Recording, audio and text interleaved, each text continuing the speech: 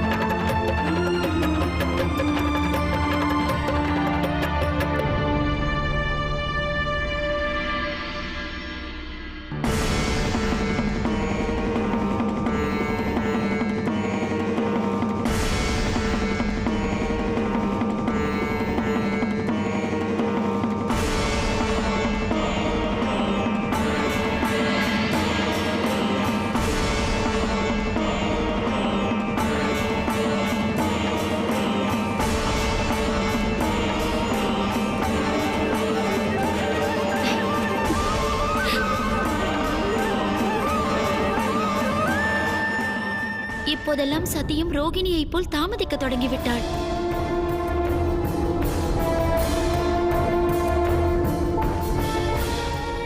உருவான இந்த குறி அவர்கள் கண்ணில் மட்டும் படவே கூடாது.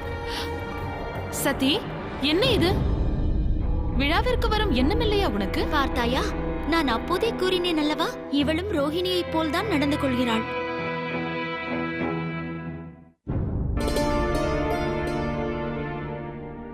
சதி, என்ன நேர்ந்தது? ஏன் இவ்வளவு தாமதம்? ஒன்றுமில்லை அக்கா, வசந்த உற்சவத்தை பற்றி தான் யோசித்துக் கொண்டிருந்தேன். என்ன சதி, உன் கேசம் ஈரமாக உள்ளதே. வா, நான் உலர வைக்கிறேன். வேண்டாம் அக்கா, அது இவ்வாறே இருக்கட்டும். அதுவே எனது விருப்பம். இல்லை சதி, இரவு நேரத்தில் நீ இவ்வாறு இருப்பது உன் தேகத்திற்கு உகந்ததல்ல. ரேவதி அக்கா தயாராகி விட்டார்களா? அறையை விட்டு கணவர் வந்தால்தானே அவள் தயாராக முடியும். பிறகு அக்கேள்வியை கேட்டு என்ன பயன்? தேவி தேவி, மாதங்கி அவர்கள் போட்டி துவங்க இன்னும் 2 மணி நேரங்கள் தான் இருக்கிறது என்கிறார்கள். அதற்கு முன் தாம் அனைவரும் அங்கு வர வேண்டுமாம். யாரும் தாமதிக்க கூடாது என்றார்கள். பார்த்தீர்களா, தாமதமாகிவிட்டது. மாதங்கி நம்மை போட்டியிலிருந்து விலக்கி வைக்க கூடாது என்று எண்ணினால் தாம் இருவரும் இப்பொழுதே சென்று தயாராகுங்கள். ரேவதி அக்காவை அலங்கரிக்கும் பொறுப்பு இன்று என்னுடையது. அவர்கள் அழகில் என்று சந்திரன் மயங்க வேண்டும். செல்லுங்கள், தாமதித்து விடாதே. வா அதிதி, வாருங்கள்.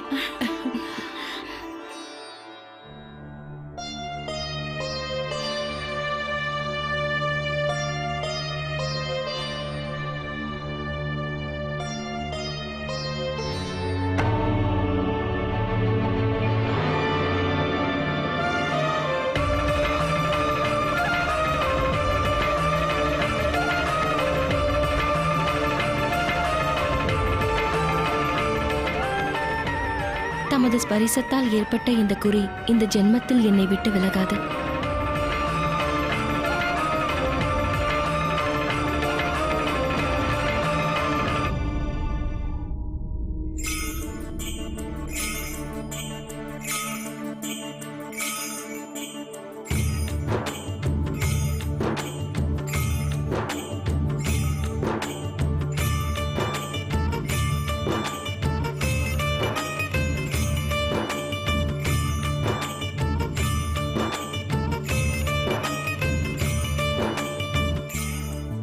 தேவி சதி இவ்விடம் வந்து சேர்வதற்கு முன்னரே இவ்விடத்தை அவர்களுக்கு அனுகூலமாக நான் மாற்றி காட்டுவேன்.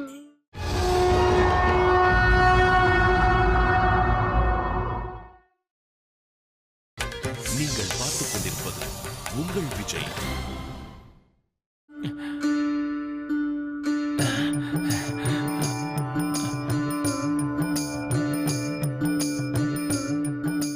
பணிகிறேன் நாரதரே, வந்தனம். நலமாக இருப்பாய் நந்தி. என்ன செய்து கொண்டிருக்கிறாய்? தேவரிஷி, தாமல்லவா கூறினீர்கள் தேவி சதி வருவார்கள் என்று? இப்போதே துவங்கினால் தானே இவ்விடத்தை அவர்கள் தங்க ஏற்றாற்போல் மாற்ற இயலும். அதான். உண்மைதான் நந்தி. ஆனால் ஈசனோ உன்னிடத்தில் கைலாயத்தில் தேவிக்கு இடமில்லை என்றாரே. கைலாயத்தில் தேவிக்கு இடம் இருக்காதா? மகாதேவர் தேவியை எவ்வாறு ரட்சித்தார் என்று தாமல்லவா கூறினீர்கள்?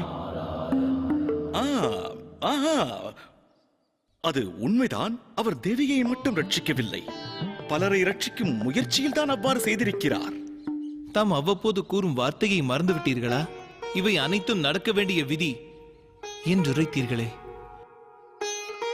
அவ்வகையில் விருத்ராசுரன் தாக்க வந்த சம்பவமானது தேவி இங்கு வருவதற்கான ஒரு உந்துதலாக இருக்கலாமோ?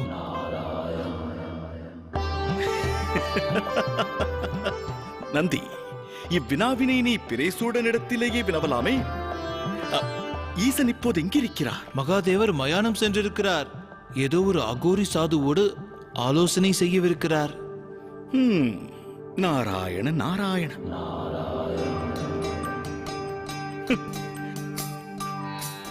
ஒருபுறம் பிரஜாபதி தக்ஷன் தேவதேவியரோடு சேர்ந்து மகாசபை ஆலோசனை நடத்துகிறார். இங்கு இன்னொரு புறம் ஈசன் அகோரி சாதுக்களோடு சேர்ந்து மயானத்தில் கலந்துரையாடுகிறார். இப்படிப்பட்ட இடத்திற்கு சதி வர வேண்டும். தேவியும் ஈசனும் எதிர்காலத்தில் இணைய வேண்டும் என்ற கூற்றிருந்தால் அச்சம்பவம் எவ்வாறு நிகழும் என்று தெரியவில்லையே. நாராயண நாராயண.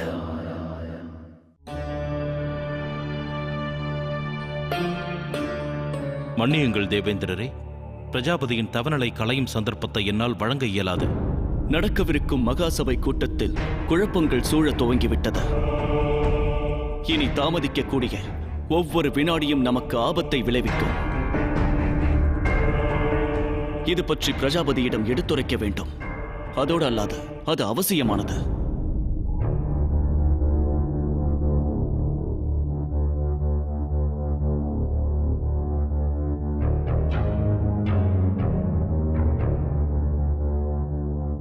பிரஜாபதி அவர்களே,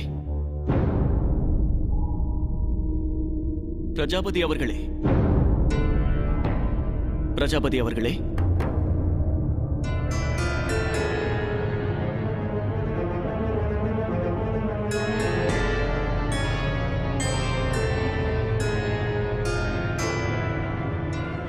நான் விவரமாக கூறி அமர்ந்த பிறகும் என் தவநிலை கலைந்திருக்கிறதென்றால் அதற்கு நிச்சய முக்கிய காரணம் இருக்க வேண்டும். என்ன அந்த காரணம்? பிரஜாபதி, காரணம் இருக்கிறது. சுக்ராச்சாரியார் மகாசபை கூட்டத்திற்கு புறப்பட்டு விட்டார். இதில் ஆச்சரியம் என்ன இருக்கிறது?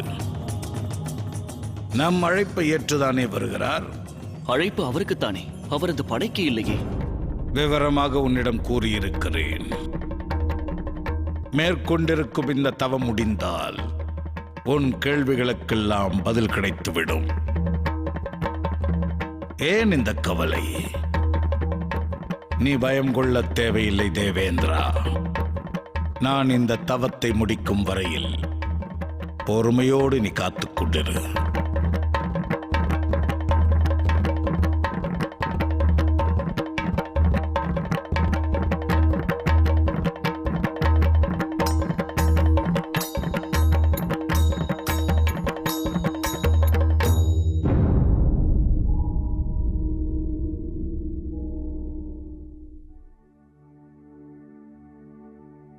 நீ நல்லதொரு வேலை செய்தாய். என் கணவரை இங்கிருக்க செய்து விட்டாய். ஆனால் இதன் விளைவு என்னவென்று நான் அறியேன். ஆனால் ஆனந்தம் கொண்டேன். இன்னும் சற்று நேரத்திற்கு பிறகு மகாசபை கூட்டமும் முடிவடைந்து விடும்.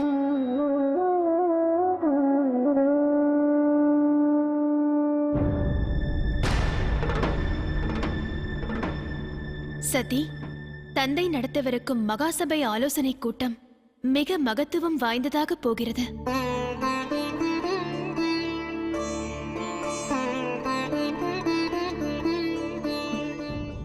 சதி, என்ன அக்கா, ஏதாவது கூறினீர்களா? என்னாயிற்று உனக்கு? எதை யோசித்துக் கொண்டிருக்கிறாய்? இல்லை, எதுவும் இல்லை. என்னிடம் தாங்கள் என்ன கூறினீர்கள்? நமது தந்தையால் தேவர் அசுரர்களுக்கு இடையில் உள்ள விரோதம் முடிவிற்கு வரப்போகிறது.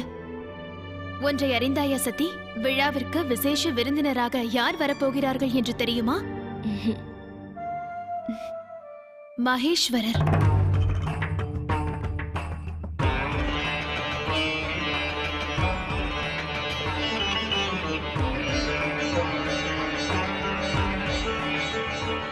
மகேஸ்வரரா? ஆச்சரியமாக இருக்கிறதல்லவா? நம்முடைய தந்தை ஈஸ்வரனுக்கு அழைப்பு விடுத்திருக்கிறார். இதுவரை இவ்வாறு நிகழ்ந்ததே இல்லை.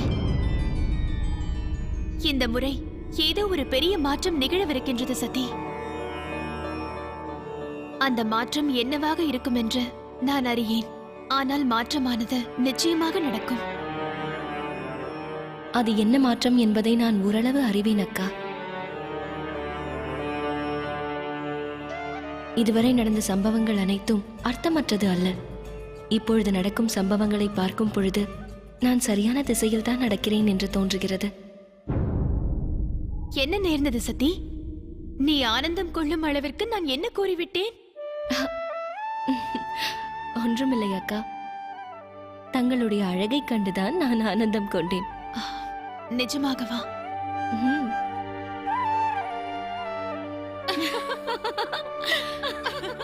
ரேவதி, உன் கணவர் சந்திரனுக்கு திரும்பும் திசையெல்லாம் ரோகிணி தான் தெரிகிறாள்.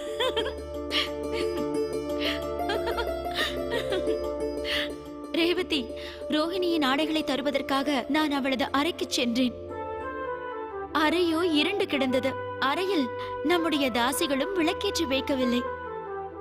அந்த சமயத்தில் சந்திரன் அவ்விடம் வந்து என்னை கட்டி அணைத்துக் கொண்டார். ரோஹிணி என்றெண்ணி என் கன்னத்தில் சந்தனத்தை தடவினார். இங்கு பார்த்தாயா?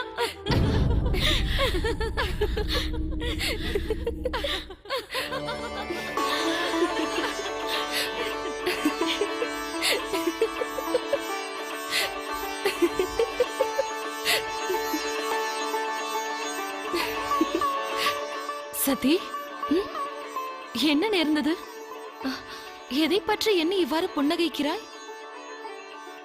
அதெல்லாம் இருக்கட்டும், விரைந்து புறப்படுங்கள். விழா பூஜைக்கான நேரமாகிவிட்டது. ஆகட்டும், சதி அலங்கரித்துக் கொண்டு அங்கு வந்து விடுவாள்.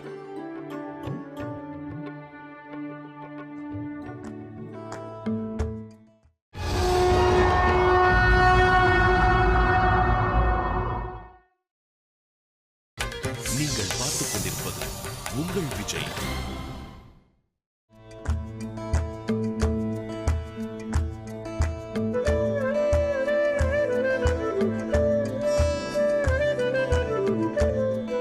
நான் இதுவரை தம்மை கண்டதெல்லாம் தற்செயலாக நடந்த சம்பவங்கள். ஆனால் ஒரே ஒரு முறை தங்களை காண எண்ணுகிறேன். அது தற்செயலாக இருக்கக்கூடாது, என்னுடைய விருப்பமாக இருக்க வேண்டும். தம்மை பற்றி நான் அறிய எண்ணுகிறேன். தாம் சம்பந்தப்பட்ட விஷயங்களை பற்றி நான் அறிய எண்ணுகிறேன். தாம் உடன் இல்லாத போதும் என்னுடனேயே தாம் இருப்பது போல தோன்றுகிறது.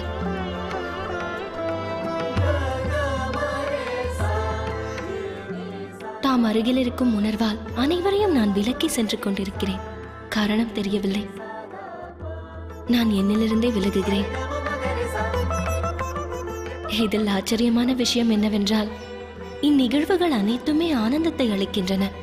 எனக்கு பயம் இல்லை. நான் கவலை கொள்ளவில்லை. வாழ்வில் எப்பொழுதும் நான் இதற்காக தான் காத்திருந்தேனோ என்று கூட தோன்றுகிறது.